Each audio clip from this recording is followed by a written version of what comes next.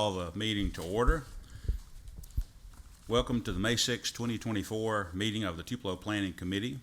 Please take a moment to silence your cell phones.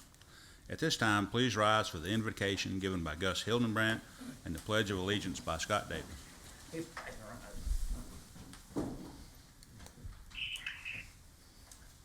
Let us pray.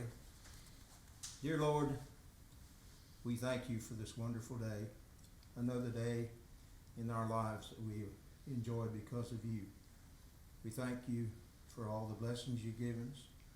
We hope that you will be with us tonight as we make decisions that might affect other people.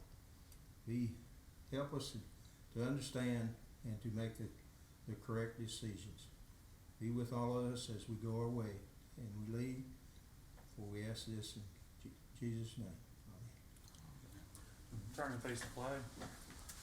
I pledge allegiance to the flag of the United States of America and to the republic for which it stands, one nation, under God, indivisible, with liberty and justice for all.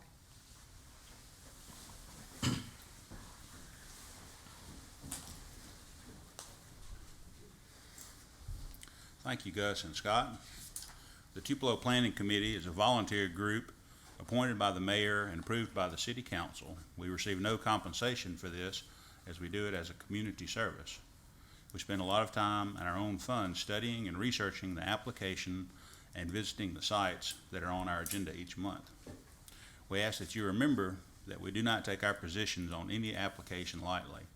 Our decisions are based on facts as they are presented and with regards to the regulations set forth in the Development Code. At this time, I would like to ask the staff and committee members to introduce themselves, beginning with the staff. Tanner Newman, Director of Development Services. Pam Hadley. Lindsay Leak. Victor Fleitas. Patty Thompson. Scott Davis. Gus Hildenbrand.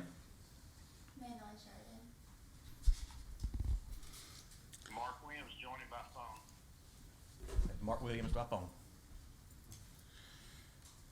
We'll now ask the committee to review and approve the December 4th, 2023 minutes. I move we approve. A second. We have a motion and a second. All in favor, raise your right hand. Approved. As well as review and approve the March 4th, 2024 minutes. I move we approve. Second. We have a motion and a second. All in favor, raise your right hand. We'll now open our regular session. Any report on council actions? Mr. President, the City Council has approved the multi-family amendments that we've been working on for some time, so that officially took effect last Thursday. We've made substantial headway with the signage amendments and expect in the next 4 to 6 weeks we should have final action by the council on those items. Thank you, Mr. New. Any questions? No old business. New business. My term as chair is expiring, and we will look forward to a new chair and vice chair. Do we have a motion for incoming president? I move that we nominate Bentley Nolan as the chairman. A second. We have a motion and a second. I close the floor for nominations. All in favor, raise your right hand. Do we have a nomination for vice chair? I move that we nominate Mark Williams as the vice chair. I second. We have a motion and a second. All in favor, raise your right hand. Unanimous. Congratulations to Mr. Nolan, Mr. Williams. Gus Hildenbrand, representing Ward 3, has a term expiring. Ward 3 Council will nominate a representative for the City of Tupelo Planning Committee and request approval by Mayor Jordan and the City Council in May 2024. Maybe Mr. Hildenbrand or maybe someone new, but we nonetheless want to take this time to thank him for his service and his commitment to the committee and to the City of Tupelo. All new applications being reviewed by Planning Committee will adhere to the following order of operations for review in session. We'll have a presentation of staff analysis by Mr. Tanner Newman, Director of Development Services.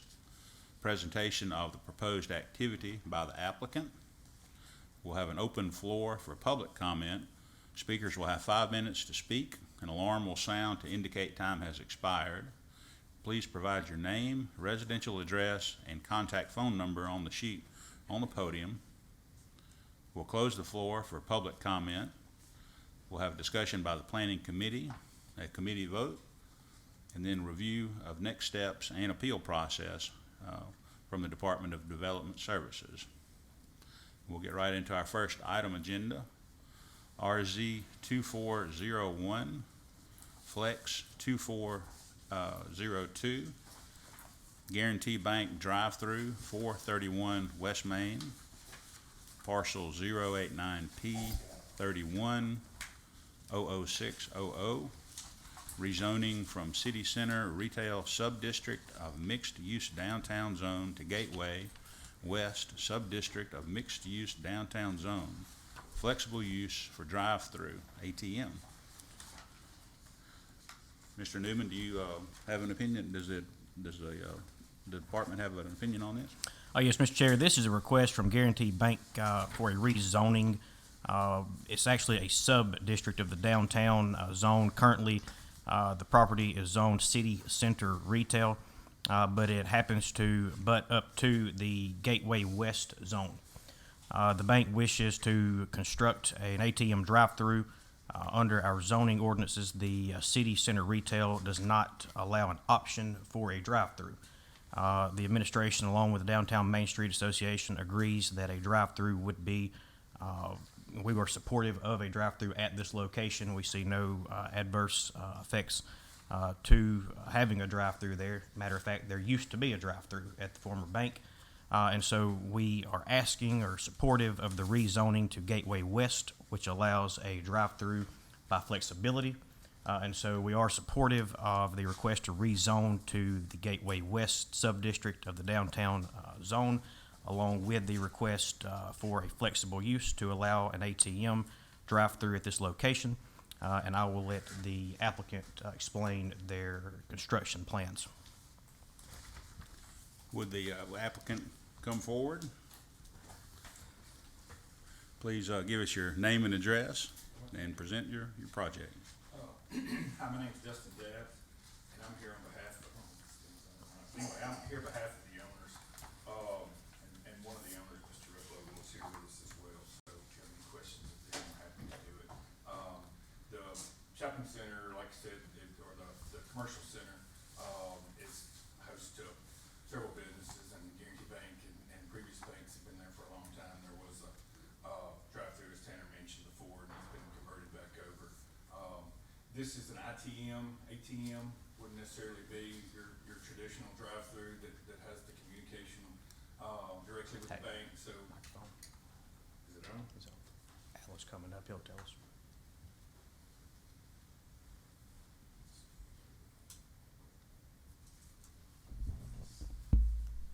Got me? I don't know if that did anything or not. Anyway, I'll try to speak up. It's similar to, there's an ITM location right in front of, Bank First. Bank First has several. One of their Bank First ITM locations, kind of a remote location, is right in front of like Planet Fitness.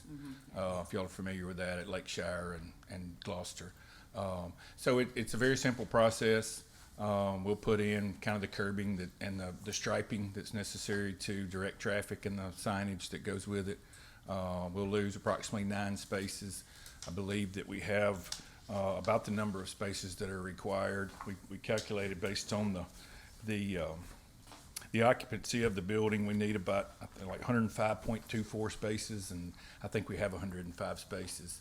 So I don't think there's going to be any impact to parking. We've never had parking issues or at this location, and the construction should be really localized to just that one small area. Cars will enter off of Magazine Street and be directed back through the parking lot back to Magazine Street. So again, it's not, there won't be staff, there won't be extra cars there that are generated by employees of this facility. It'll just be, somebody will come up, tap the screen, hit this, and traffic will flow just as normally as it did before. There'll just be a little drive-through area for cars that want to enter the ITM. I know there were a couple of different site plans. Can you just clarify which site plan the applicant is requesting approval of? This is the, and I believe you guys, we sent in one today just to make sure that, that we all had the correct information. It is immediately, east of the building that houses, I believe, the free clinic.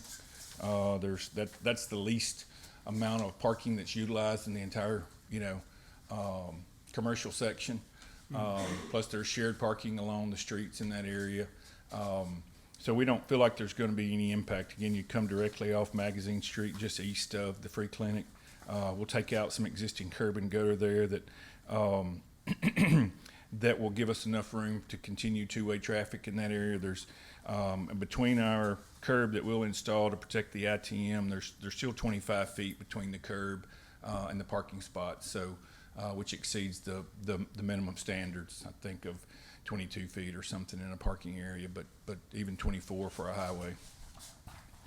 There'll be a 12-foot, 1-foot lane, and then again, as you see the arrows, we'll direct them back out north in the parking lot, and then back west to exit on Magazine Street as well, trying to promote any traffic utilizing Magazine Street instead of Church.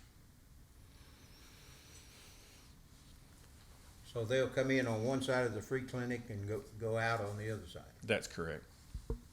And again, if you're familiar with that ITM station I'm talking about at Bank Plus, or some of the ones even at First American National Bank has one out on North Gloucester, they're not heavily utilized. I mean, it is advantageous. To be honest with you, it minimizes the amount of parking that actually goes in. So we expect it to be kind of an equal give and take, because some of the cars that will be able to utilize this drive-through won't even utilize a parking spot at all now, because they'll be able to conduct their business outside. Yeah, this seems to be a better location than the other proposal, putting it where it used to be, more or less. This was Barry's, the other one was mine, so that's why this one's better. Okay. That's fine. No, we just wanted to provide some options, for Yeah, it you just guys seems to be the least disruptive for the Yeah, parking lot. It is. And I think the construction there will be, actually, it'll minimize what we're having to do. I mean, other than that small section of curb and then doing some restriping and signage, the only other, installation will be getting power to this particular site.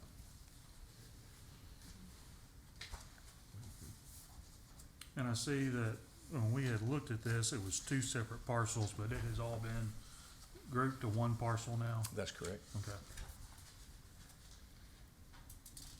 And we'll still have to go through the channels of permitting and things like that. I mean, we did probably a little bit more design than would be typical at a schematic stage, just to make sure that the information we were presenting was accurate. But at the same time, with this approval, we still have to turn around and go through the permitting process to get the final layout and design, approved through the 3rd floor.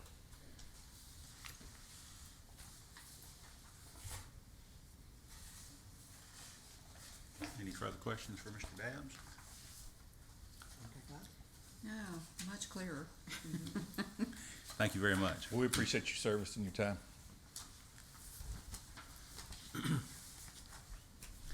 Is there anyone here to speak for or against this application? Please come forward. Not seeing any, we'll move to the committee discussion. So do we have 2 things to vote on tonight, or just the one? Yes, the rezoning and the flexible use And for the drive. flexible use, okay. Well, like I said, I must say this is much clearer than it was the other night. Seems to be the best use of space, considering what we've seen, and least disruptive, and a good way to come in and out. I don't have a problem with it. I move that we approve the rezoning of this. I'll say it. We have a motion and a second. All in favor, raise your right hand. Motion passes. So now we need a motion for the flexible use. Yes. So I'll make a motion that we approve the flexible use. I'll second. Sorry. That's okay. Motion and second. All in favor, raise your right hand. Passes. Would you tell them the Yep. next steps? Yes, sir. The city council will consider this rezoning at a public hearing on May 21st. It'll be our second council meeting in May, so the applicant would be sure to attend that meeting. It'll be 6 o'clock here in the council chambers, May 21st. Moving into our second item is Flex 2401, Verizon Telecommunications Tower, Belden Pike Road. 170-foot telecommunications tower. Y'all have an opinion on that? Mr. Chair, this is a 170-foot telecommunication tower that's being proposed by Verizon. This is a flexible use. I understand the planning committee reviewed this application back in May of 2023. That application was approved. The decision at the time was appealed to the city council, and prior to city council's review, the application was withdrawn by the applicant. Up to this point, we've received no opposition as far as phone calls or letters from the public. But my understanding is the city's position has not changed on this matter from the last meeting. I would like to hear more from the developer and the public tonight. Thank you very much. Would the developer please come forward and tell us your name and address and tell us about the project? Sure. My name is Patton Hahn, 1901 6th Avenue North, Birmingham, Alabama. I'm an attorney with the law firm of Baker Donaldson, and I work in the Birmingham office. We are in the same place we were a year ago. This is the exact same project I talked to all of y'all about a year ago. Following y'all's recommendation of approval, Verizon canceled the project for that year. I know you have questions about why that happens. I do a lot of cell tower work. It happens a lot in that budgets change throughout the year and different projects get different priorities. And I told them at the time, I said it would be preferable if we finished this project now through the appeal. Unfortunately, they don't always listen to lawyers, and here we are a year later. Again, I've got some handouts to kind of refresh that are part of our application. I don't know if it would help if I pass, Dory, if I pass those out. Yes, it is.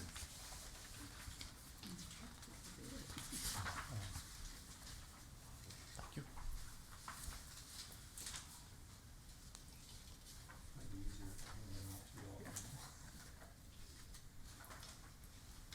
Thank you, sir.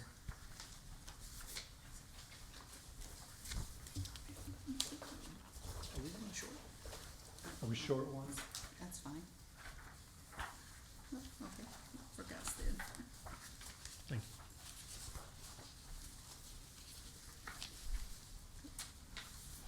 Whenever you're doing zoning for cell towers, you're trying to explain the question is, why do you need this? And what I've handed out tonight is part of Verizon's application that deals with Verizon's need for this site. And this is direct from our application, and you can read the letter there, but if you turn to the third page of this handout, it's got a circular ring with blue ring.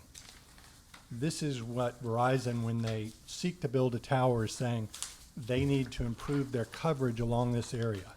As you can see, that's right along Highway 78. I believe that's McCullough Boulevard.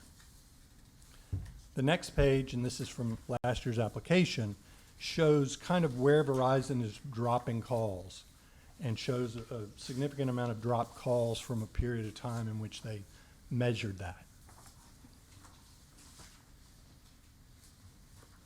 The third page, or the next page, is a map. It should show some yellow around where it says Belden. And Belden is the name of this site where they're proposing it. That yellow area is where you'd have semi-reliable coverage in your car. You're not going to have in-building coverage, which is what cell phone carriers or wireless carriers try to create today, because everyone uses their phones in their car, in their homes. The red area is where you're gonna have very poor coverage at all, including poor coverage outside. The next page, which is numbered 6, shows what Verizon is modeling coverage will look like once this site is constructed and on air. As you can see, it's got green, very reliable coverage.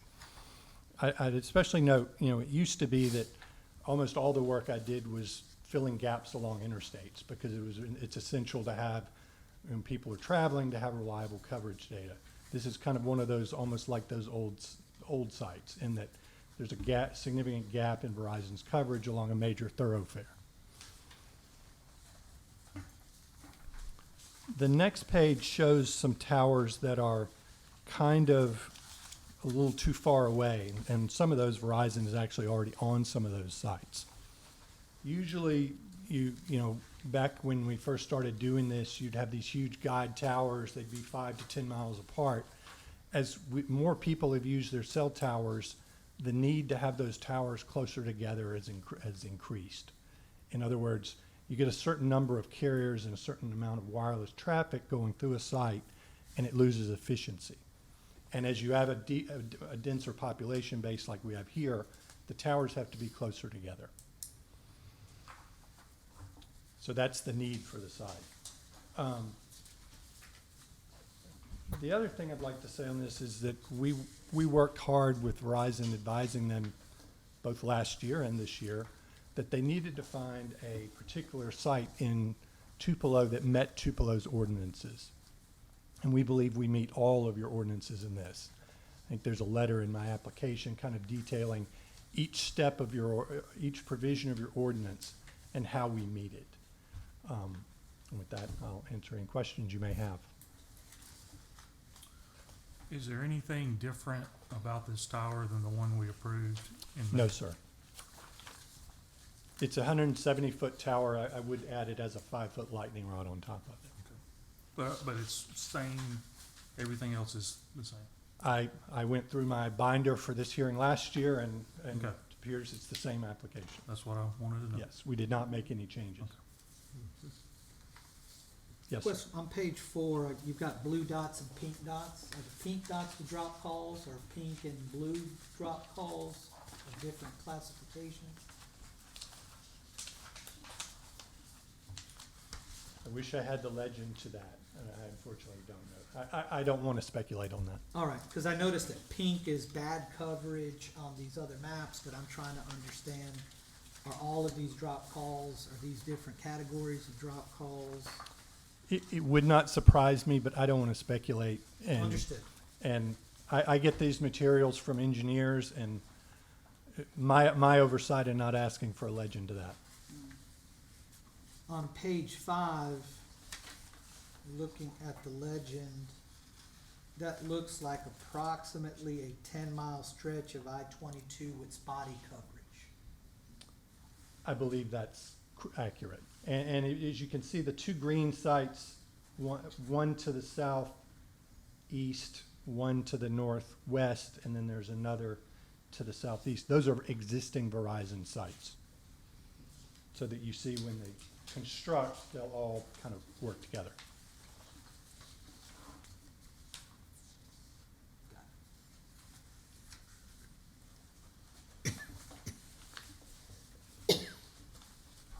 Any other questions for Mr. Hahn? Thank you very much.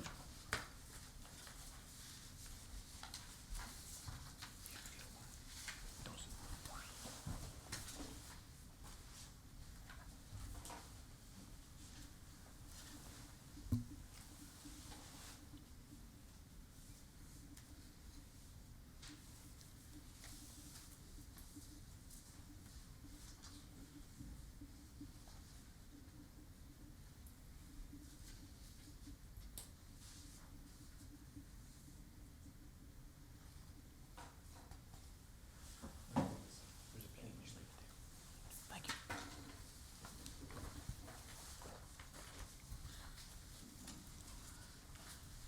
Is there anyone here to speak for or against the application? Please come forward.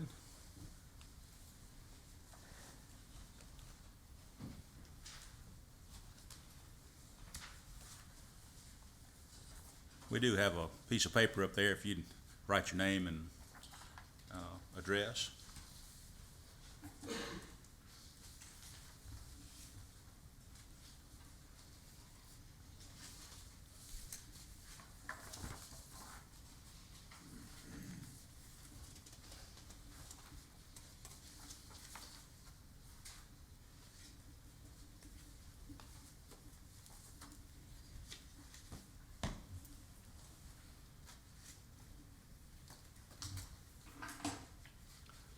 My name is Sammy Green.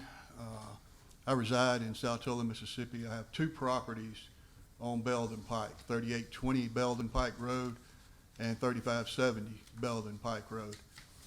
I stand opposed to Verizon's recommendation for the tower for the first fact that this is actually a residential neighborhood. It's zoned differently, but this is actually a residential neighborhood. It's behind a church, which takes up approximately 1/3 of the property going down Belden Pike Road there, at which I attend and other members here attend. And then at the end of the road, the county owns the property at the very end of that road. It's a dead-end road.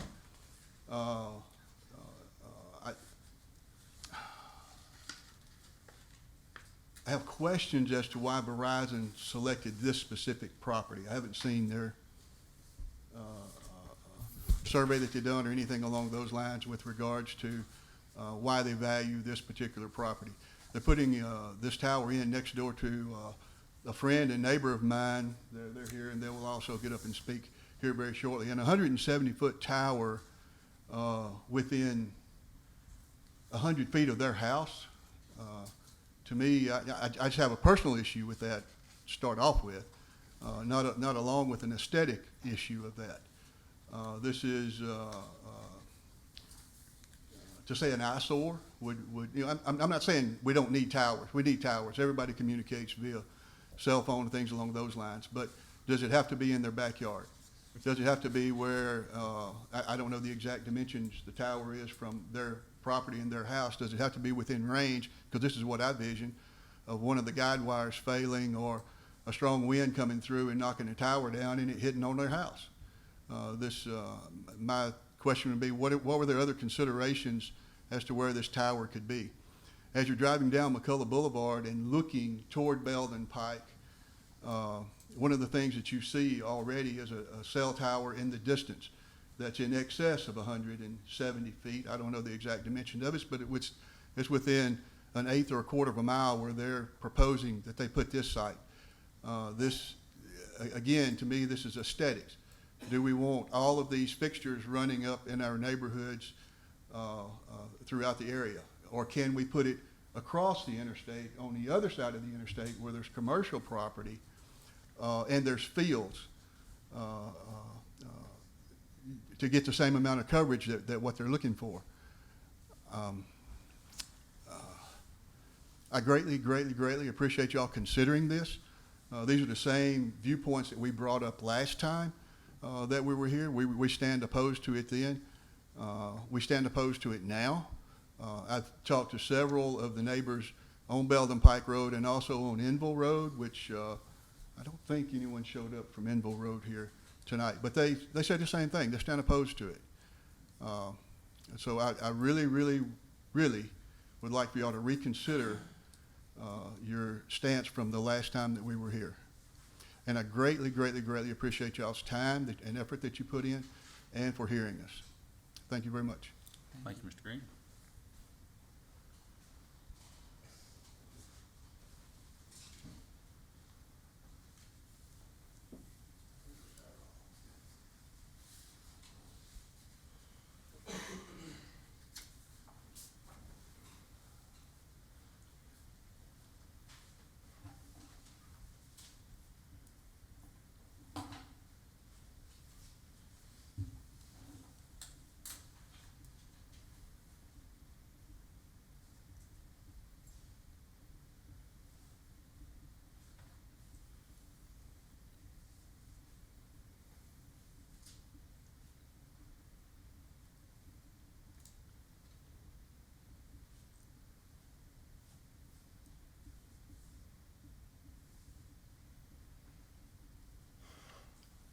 Hi, my name is David Barkstrom.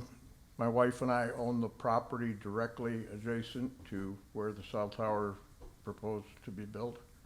It's a vacant lot. A couple of my friends live in a house directly next door to that.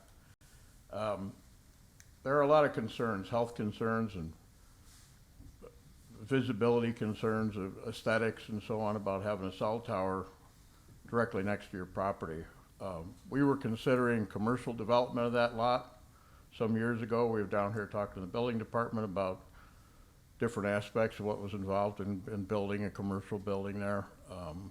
And it's still something that we're considering, but one of the factors is if there's a cell tower 60 feet from our commercial building, we're wondering how that is going to affect potential tenants. Are people going to say, oh, those cell towers, they give off radiation, they'll give you cancer?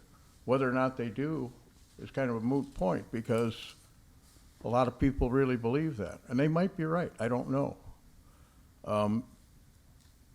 It would pretty much kill the value of our property and probably make it unfeasible for us to build a building there.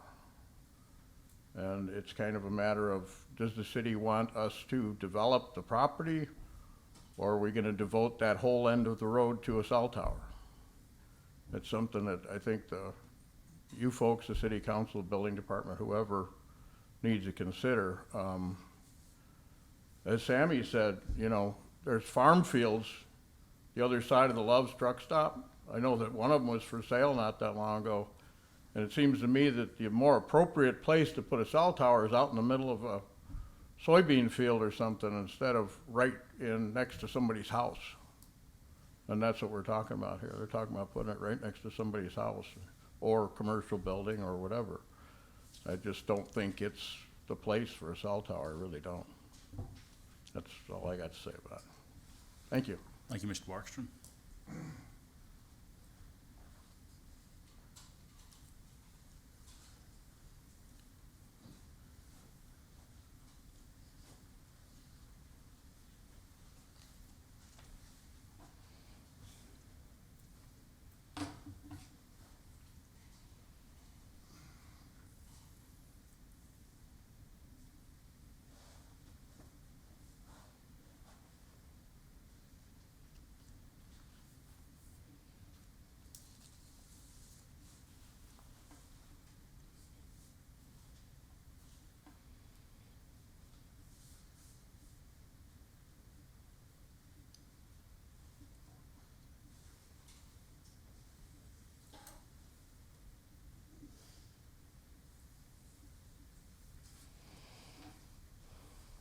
Good evening. My name is Keith Kennedy. Me and my wife reside at 3828 Belden Pike. We're the folks they got the house next to it. And Sammy and Dave is pretty much, you know, covered it all from their end. But I enjoy being outside.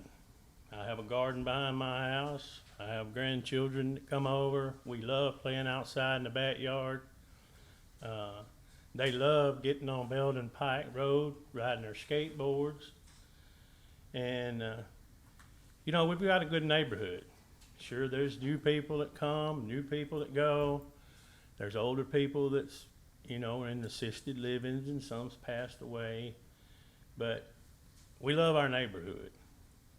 Even though we have an eyesore at the end of the street. We're not going to get into all that. But to me, with that 170-foot tower, and trust me, I lived in Smithville when the tornado hit Smithville. A tower won't stand a chance. Where's that tower going? Is it going in my house? I mean, think about it. And you know, there's like I say, there's wide open fields on the other side of the road. Love's has a big enough sign, we can just put it on top of it. I mean, I just hate to see it go, because with something like that, you're gonna get a lot more traffic. People's gonna say, wow, look at that tower. Let's go see what it's about. And, the school's right next door. And those kids, when they get out of school, they're curious. They go down to those abandoned buildings and they play hide and go seek. They do all kind of things. But if you've got a tower right there, that's another temptation to me. And we don't need the extra traffic and the sightseers. We're peaceful, we're calm, we're neighbors helps neighbors, and we all get along. So I ask that y'all don't approve this. Trust me, if I had some land on the other side of the road, I'd give it to Verizon. They could have it, but I don't. That's all I got to say. Thank you. Thank you, Mr. Kennedy.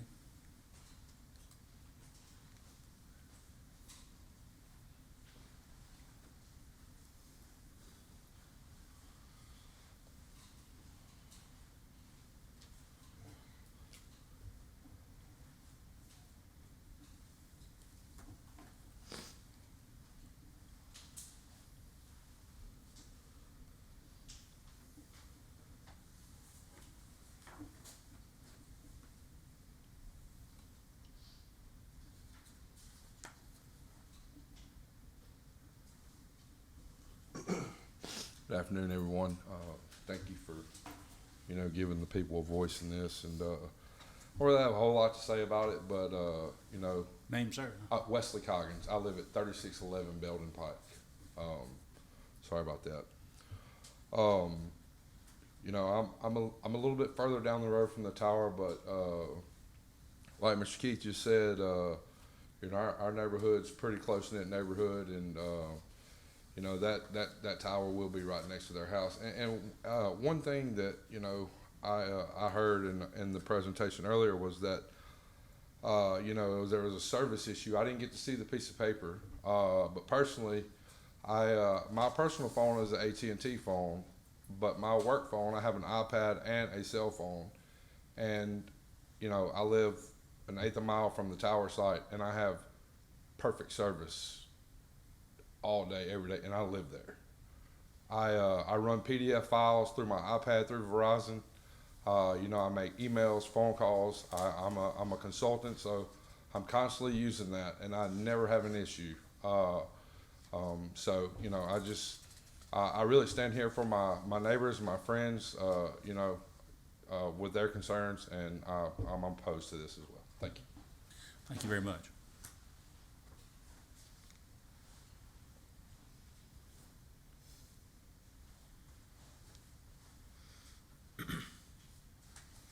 Anyone else to speak for or against? Thank you. We'll now go to committee discussion.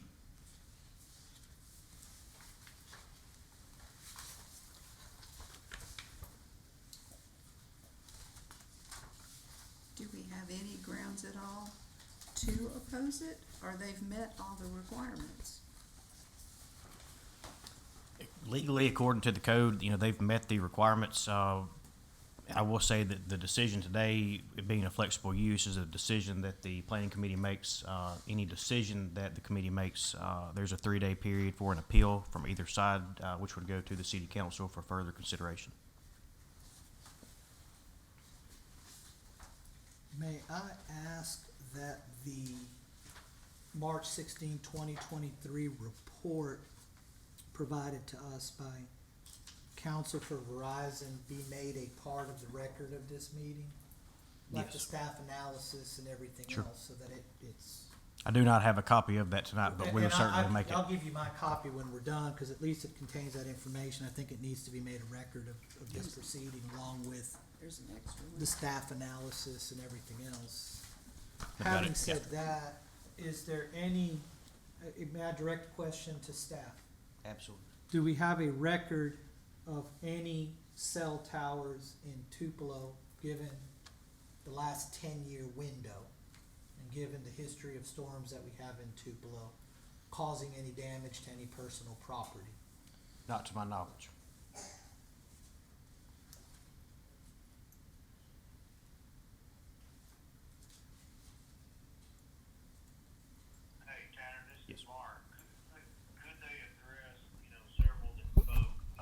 mentioned across the freeway there.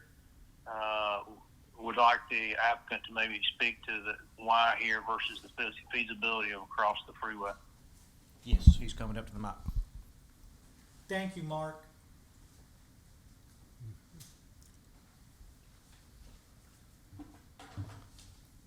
As I understand it, Verizon was unable to reach an agreement with those landowners. And my suspicion is that those large parcels are being held by those owners for larger developments. But we were this is the place where Verizon was able to get an agreement with a landlord to do it. And I'd like to bring up a couple of other points. We submitted a letter with the application. I've got an extra copy of it with me, from a Mississippi licensed engineer, which indicates that if this tower fails, and it's not designed to fail, but it will collapse over on itself. It's not a guy wire tower. Someone mentioned guy wires over there. It's a monopole tower. It is designed to basically fold over on itself. And as that letter says, they call them zero fall zone towers, in such that the tower will only, in the event there's a strong wind event, it will fall over right on itself, be contained within the parcel upon which it's situated.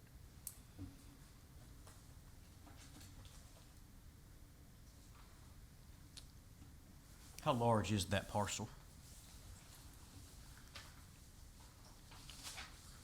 30 You would ask me that. I think we've got the dimensions in the drawing. Yes. Seemed like it was a third of an acre. If I may ask, and if it's confidential information, I can understand. Is this a perpetual lease? Is this a 90-year lease? What? It's a long-term lease. I didn't see the term, but they're usually 15 to 20-year leases with extension periods.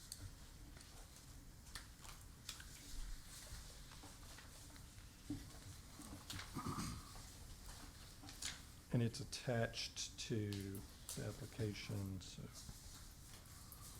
Looks like the property's It's a kind of a fi- triangle. It's Yeah. about 228 feet long, and then 125 feet wide on one end, and it goes to a point.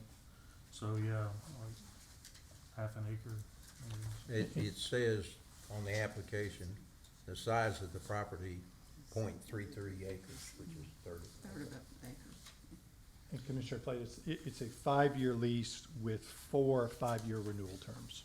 Understood. And what is, I know it's on here somewhere, I just don't have it handy, and maybe you know, what is the size of the fencing surrounding?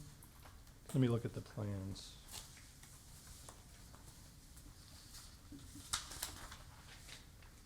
That is height. I imagine it's a razor wire fence.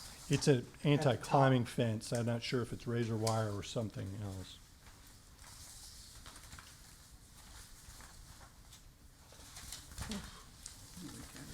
It's in here. I just gotta read it. Yeah, it's too small for me Yeah, to I read. I was know, trying to say it. that was my problem. Your eyes may be better than mine, even with these readers.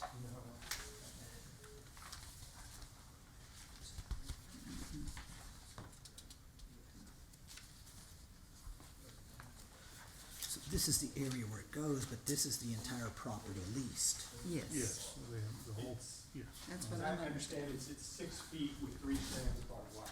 Understood. I did want to, there was also a comment about traffic. These things are serviced usually once a month. They do not generate traffic.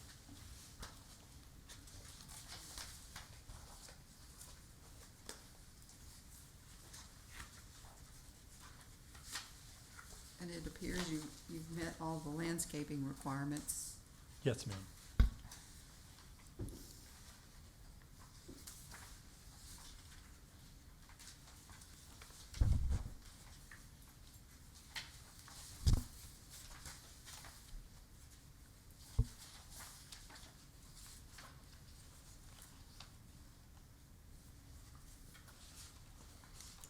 Any other questions or discussion?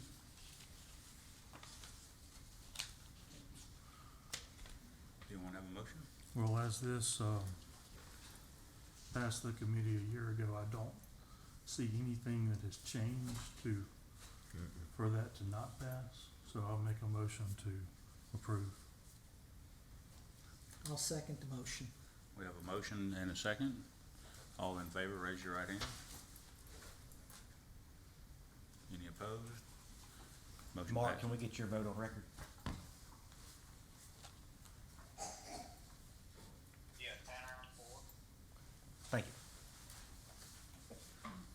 Mr. Newman, would you tell them next steps? Yeah, beginning tomorrow, there'll be a 3-day appeal period. If you'll submit that to Department of Development Services, either myself or Ms. Savely, we'll accept that if there's a motion to be filed. Thank you all. Mr. Newman, are there any applications for our meeting in June? At this time, I do not believe so, but we will follow up with the committee on that in the next week. Okay, all right. I think we had tentatively set some dates in case our work session would be May 28th and public meeting would be June 3rd. Let's go ahead and plan that, and if there's a need to cancel, we will do so. Okay, all right. Do we have a motion to adjourn? So moved. I just want to say I've enjoyed being on this committee, and I didn't get sick just to be off of it. But, Gus, we appreciate you and your many years of service.